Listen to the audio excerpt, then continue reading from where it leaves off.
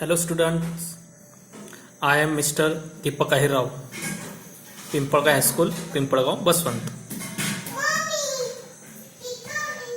We are going to learn about science subjects standard 8. Okay. Last period we have to learn about kingdoms. Three kingdoms: Monera, Protista, fungi. Monera, Protista and fungi. Okay. Now we are going to learn about the classification of microbes. Now we are going to learn about the classification of microbes. Okay. Among the living organism, microorganisms are largest in number, and hence they are classified as follow. Okay. Among the living organism, microorganism are largest in number. Means तर बघा पोरांना असलेलं आहे की living organism मध्ये म्हणजे सजीवांमध्ये सूक्ष्मजीवचे जे नंबर आहे, संख्या आहे ती सर्वात जास्त आहे असं म्हटलं इथं की अमॉंग द लिव्हिंग ऑर्गॅनिझम म्हणजे सजीवांमध्ये सूक्ष्मजीव जे आहे ते सर्वाधिक संख्येने आहे असा याचा अर्थ होतो. आणि म्हणून hence they are classified as follow, म्हणून त्यांचं वर्गीकरण करण्यात आलेलं आहे. ते दाखवलेलं बघा, फ्लो चार्ट दाखवलेला आहे. या फ्लो चार्ट म्हणजे मायक्रो ऑर्गॅनिझम जे आहे सूक्ष्मजीव त्यांचा फ्लो चार्ट काढण्यात आलेला आहे, म्हणजे पण त्यांचं वर्गीकरण केलेलं इथं असं दाखवलेलं आहे फ्लो चार्टमध्ये. काही वेळेस असा क्वेश्चन विचारला जातो, draw the flow chart of microorganism, म्हणजे draw the flow chart of classification of microorganism. Okay. तर हा फ्लो चार्ट तुम्हाला काढायचा असतो. क्लासिफिकेशन ऑफ मायक्रो ऑर्गॅनिझमचा फ्लो चार्ट आहे हा, लक्षात ठेवा. तर पहिल्यामध्ये लिहायचं, पहिल्या बॉक्समध्ये मायक्रो ऑर्गॅनिझम, त्याचे दोन भाग, प्रोकॅरियोट्स, युकॅरियोट्स. प्रोकॅरियोट्स म्हणजे आदिकेंद्री, युकॅरियोट्स म्हणजे दृश्यकेंद्रीय असतं. प्रोकॅरियोट्स आदिकेंद्रीमध्ये येतो बॅक्टेरिया, बॅक्टेरियाचे भरपूर प्रकार असतात, हा बॅक्टेरिया. तसंच युकॅरियोट्समध्ये येतं प्रोटिस्टा जे आदिजीव असतात, फंगे किंवा फंगाय एक प्रकार हे कवक आहे, मराठीत कवक म्हणतो आपण, आणि अल्गी म्हणजे शेवाळ तुम्हाला सर्वांना माहीत आहे, शेवाळ किंवा शेवाळ. ओके. जे पाण्यामध्ये असते. ठीक आहे, हे पाठ करायचं. नंतर तिथं काय दिलं बघा रे, with reference to size of microbes. Remember म्हणजे तुम्हाला जे सूक्ष्मजीव असतात त्यांचा आकार दिलेला आहे, आकार. तर त्यांच्या संदर्भात काही आकारमान दिलेले आहेत सूक्ष्मजीवांच्या संदर्भात. 1 मीटर म्हणजेच काय असतं, 10⁶ मायक्रोमीटर. आणि 1 मीटर म्हणजेच काय असतं पुन्हा, 10⁹ nanometre. 1 metre is equal to dash dash dash micrometre, तर 10⁶ micrometre. 1 metre is equal to dash dash dash nanometre, 10⁹ nanometre. Okay. ठीक आहे. आता बघा, आपण आता पाहूया यापुढे मायक्रो ऑर्गॅनिझममध्ये प्रोकॅरियोट्सचा पहिला पार्ट आहे बॅक्टेरिया. तर बॅक्टेरियाविषयी माहिती घेऊया. बघा, बॅक्टेरिया दाखवलेले आहेत. ओके. आता बघा रे, बॅक्टेरियामध्ये काय दिलेलं आहे, युनिसेल्युलर, इंडिपेंडंट और पॅरासायटिक ऑर्गॅनिझम. युनिसेल्युलर म्हणजे काय, तो एक पेशीय आहे, आणि इंडिपेंडंट म्हणजे कोणावर अवलंबून म्हणजे स्वतंत्र आहे, म्हणजे एक पेशी स्वतंत्र असा सजीव म्हणून तो जगतो. कोण? Bacteria. Sometimes many bacteria together form colonies. पण काही वेळा काय होतं रे, मेनी बॅक्टेरिया भरपूर असे सूक्ष्मजीव असतात, टुगेदर फॉर्म कॉलनीज. तर ते भरपूर असे बॅक्टेरिया असतात, काही वेळेस कधी कॉलनी करून राहत असतात. कॉलनीज म्हणजे वसाहती करून राहत असतात, वसाहती म्हणजे कॉलनीज करून राहतात, अशी काही बॅक्टेरिया असतात. ओके. तसंच बॅक्टेरियाविषयी आणखी माहिती दिली की bacterial cell is a prokaryotic with cell wall. जे बॅक्टेरियल सेल आहे, बॅक्टेरियल सेल्स म्हणजे काय की जीवाणू पेशी. बॅक्टेरिया म्हणजे जीवाणू, सेल म्हणजे पेशी. म्हणजे जीवाणू पेशी जी आहे ती कशी असते, म्हणजे जीवाणू पेशी कशी आहे, प्रोकॅरियोटिक आहे. म्हणजे तो कसा आहे, आदिकेंद्रिक असतो. म्हणजे जीवाणू पेशी ही आदिकेंद्रिकी असते विथ सेल वॉल, आणि त्याला पेशी भित्तिका सुद्धा असते. हा जो बॅक्टेरिया आहे तो युनिसेल्युलर आहे आणि त्याला पेशीभित्तिका सुद्धा आहे आणि तो प्रोकॅरियोटिक्स आहे, आदिकेंद्रिकी आहे असं त्याचा अर्थ आहे. परंतु परंतु काय, डिस्टिंक्ट न्यूक्लियस और सेल ऑर्गॅनेल्स आर ॲबसेंट. परंतु असा जो बॅक्टेरियल सेल आहे त्याच्यामध्ये डिस्टिंक्ट न्यूक्लियस आणि सेल ऑर्गॅनेल्स हे नसतात. डिस्टिंक्ट न्यूक्लियसमध्ये त्याला केंद्रक नसतो आणि केंद्रकामध्ये असलेले जे ऑर्गॅनेल्स असतात किंवा पेशीचे जे अंगके असतात ते सुद्धा त्याला नाही.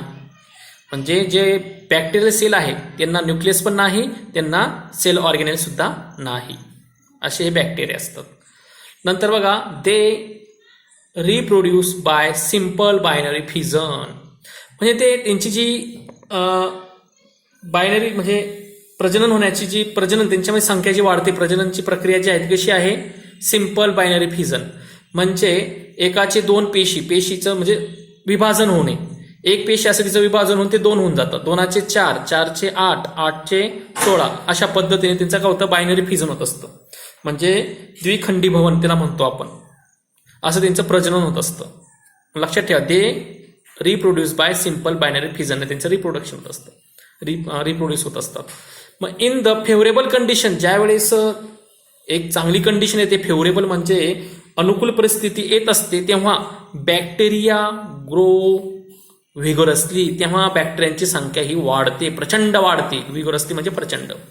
And can double their number in 20 minutes, आणि त्यांची संख्या ही डबल होते 20 मिनिटात. 20 मिनिटात 2चे 4 होतात, 4चे पुढच्या 20 मिनिटामध्ये 8 होतील, परत पुढच्या 20 मिनिटात 8चे 16 होतील, 16चे 32 होतील. अशा पद्धतीने त्यांची संख्या ही वाढत जात असते. लक्षात घ्या पोरांनो. अशी ही बॅक्टेरियाविषयी थोडक्यात माहिती दिली आहे. आणि काही बॅक्टेरिया इथं दाखवलेले आहेत. कोकस आहे, त्यानंतर कोकोबॅक्सिलस आहे, बॅसिलस आहे, विब्रिओ आहे. अशा प्रकारचे हे काही बॅक्टेरियांचे नेम्स दिलेले आहेत, लक्षात ठेवा. बघा पोरांनो, पुढचा जो मायक्रोब्स आहे तो आहे प्रोटोझोआ. सेकंड मायक्रोब्स पाहतो आपण, प्रोटोझोआ. म्हणजे हा सुद्धा एक सूक्ष्मजीव आहे. याची साईज दिली बघा, प्रोटोझोआची साईज दिली आहे अप्रॉक्सिमेटली 200 मायक्रोमीटर. याची साईज आहे 200 मायक्रोमीटर. ओके. मग protozoa are found in a soil, fresh water and sea water. Protozoa नावाचा जो सूक्ष्मजीव आहे तो कुठे असतो, कुठे सापडतो आपल्याला, मातीमध्ये सापडेल, फ्रेश वॉटर गोड्या पाण्यात सापडेल, किंवा सी वॉटर समुद्राच्या पाण्यात, इथं तिथं राहू शकतो. आणि some are found in the body of other organisms and are pathogenic. म्हणजे लक्षात घ्या पोरांनो, हा जो प्रोटोझोआ नावाचा बॅक्टेरिया आहे तो आणखी दुसऱ्या बॉडीमध्ये सुद्धा राहू शकतो, दुसऱ्याच्या शरीरामध्ये तो राहू शकतो. Some are found in the body of other organism, दुसऱ्या ऑर्गॅनिझमच्या बॉडीमध्ये सुद्धा तो सापडू शकतो, दुसऱ्या सजीवांच्या शरीरामध्ये सुद्धा तो राहतो किंवा सापडतो. आणि तो कसा आहे, पॅथोजेनिक आहे. म्हणजे तो अतिशय पॅथोजेनिक म्हणजे काय पोरांनो, रोगकारक आहे तो. त्याच्यामुळे आपल्या शरीरामध्ये रोग होऊ शकतो, आजार होऊ शकतो आपल्याला. लक्षात घ्या, असा तो प्रोटोझोआ आहे. नंतर काय घेतले बघा, these are unicellular organism with eukaryotic cell. हा कसा आहे, युकॅरियोटिक आहे म्हणजे दुष्यकेंद्रीय आहे. आणि कसा आहे तो, दे आर युनिसेल्युलर ऑर्गॅनिझम, तो एक पेशीय प्राणी असून, एक पेशीय ऑर्गॅनिझम असून तो युकॅरियोटिक्स आहे म्हणजे दुष्यकेंद्रीय आहे. नंतर बघा, there is a great variation in a cell structure, organs of locomotion and mode of nutrition among protozoan. लक्षात घ्या काय म्हटलं इथं, म्हणजे असं दिलेलं आहे, there is a great variation in the cell structure. म्हणजे याची जी रचना आहे ना, याच्या रचनेमध्ये विविधता आहे पोरांनो. ग्रेट व्हेरिएशन आहे म्हणजे याची रचना वेगवेगळ्या प्रकारची राहू शकते. लक्षात घ्या. आणि काय म्हटलेलं आहे, ऑर्गन ऑफ लोकोमोशन म्हणजे त्याच्या स्ट्रक्चरमध्ये विविधता राहू शकते, त्याच्या शरीराचे हालचालींचे जे आहे त्याच्यामध्ये विविधता राहू शकते. ऑर्गन्स ऑफ लोकोमोशन म्हणजे हालचालीचे ऑर्गन सुद्धा त्याच्यामध्ये सुद्धा काय असतं, ग्रेट व्हेरिएशन राहू शकतं. अँड मोड ऑफ न्यूट्रिशन, आणि त्याची जी न्यूट्रिशनची जी पद्धती आहे म्हणजे पोषण पद्धती यामध्ये सुद्धा काय असते, ग्रेट व्हेरिएशन असते असे इथं दिलेले आहे. हा जो प्रोटोझोआ नावाचा जो प्राणी आहे, सूक्ष्मजीव आहे, त्याची जी शरीराची रचना आहे किंवा त्याच्या शरीराची जे हालचालीची जे अवयव आहे किंवा पोषण पद्धती आहे यामध्ये विविधता आहे, ग्रेट व्हेरिएशन आहे असं त्याचा अर्थ होतो. These organisms reproduce by simple cell division. आणि हे जे ऑर्गॅनिझम जे आहे ना, या पद्धतीचे सूक्ष्मजीव प्रोटोझोआ नावाचे, यांच्या सुद्धा पेशी विभाजनाने यांची काय होत असतं, रिप्रोडक्शन होत असतं. म्हणजे यांचे प्रजनन कसं होतं, सेल डिव्हिजनने यांचं रिप्रोडक्शन होत असतं. म्हणजे सुद्धा काय होतं, पेशीचं विभाजन होत असतं असं आहे. काही एक्झाम्पल दिलेले आहे प्रोटोझोआमध्ये येणारे जे सूक्ष्मजीव आहेत त्यांची नावं दिलेली आहेत बघा. Amoeba and paramecium. अमिबा आणि paramecium free living in a dirty water. ते हे डर्टी वॉटरमध्ये राहतात, जे अतिशय घाण पाणी असतं, गढूळ पाणी असतं, त्याच्यामध्ये फ्रीली म्हणजे स्वतंत्र जीवन जगत असतात. असे हे अमिबा आणि पॅरामिशियम आहे. नंतर आहे अँटाबिमा हिस्टोलिटिका. लक्षात घ्या, अँटाबिमा हिस्टोलिटिका हा सुद्धा एक सूक्ष्मजीव आहे. हा काय करतो, काउजेस काय नाव त्याचं, काउजेस बियासिस काय नाव आहे, डेंजर बघा. काउजेस बियासिस नावाचा तो एक आजार निर्माण करतो असा हा बॅक्टेरिया आहे. तिसरा आहे प्लाझ्मोडियम. काय नाव त्याचं बघा, प्लाझ्मोडियम वायवॅक्स. प्लाझ्मोडियम वायवॅक्स हा काय निर्माण करतोय, काउजेस मलेरिया. बघा, प्लाझ्मोडियम वायवॅक्स नावाचा जो जीवाणू आहे त्यामुळे आपल्याला मलेरिया होतो. आणि तिसरा दिलेला आहे प्रोटोझोआमध्ये येणारा मायक्रोब्स. काय त्याचं नाव, युग्लिना. काय नाव आहे, युग्लिना.